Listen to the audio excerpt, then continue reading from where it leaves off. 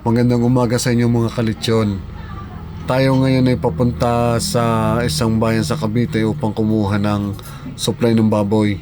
Nandito tayo ngayon sa tapat ng gagawing tulay ng Bataan at Cavite, yung dadaan sa Manila Bay. Ito ngayon yan sa may portion ng Timalan Naik. Kasama natin sa pagkuha ng mga supply ang ating mga pinsan, si Macdo, si Dag, si Nono at si ang driver, si Kuya Ryan. Yan, pagkaganito kasing mga kukuha na ng baboy, tuwan-tuwa sila kasi pantanggal daw ng inip at the same time kumikita pa. Ayan, nandito na tayo sa shortcut na lagi nating dinadaanan dito sa isang portion ng Naik.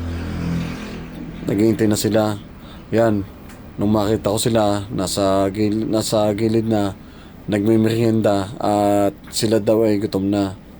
Ito naman yung isa sa paborito kong spot dito. Ang ganda ng farm.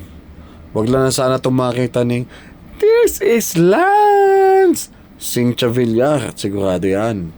Ito yung classic example ng mga farm na na-convert sa industrial. Ito. Dati nung unang taon kami kumuha ng baboy dito, napakaganda ng lugar na to. Farm na. Ngayon, ano na to? Solar na nakatayo, solar farm na.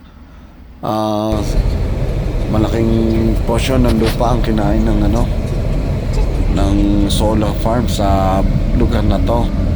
Yan. Ngayon, pag papasyal ka dito, ganito na. Nung makadating tayo sa ating pupuntahan, itong ating bata ay takot sa madulas, kaya nagpagkarga na lang sa kanyang tito. Medyo madulas nga naman ang daanan. Ayan, nung makakita sila ng santol, agad inakyat. Hoy! Ingat ka, baka mahulog ka. Sana? Kita na bayag, oh. Ay, mamalag, ay.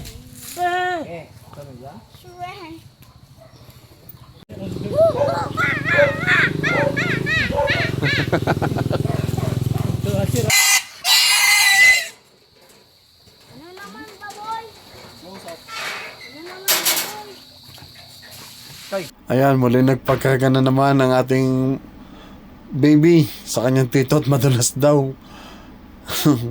Mauutad sa amin yun eh. At ito, mga adik sa sabong, nakakita na naman.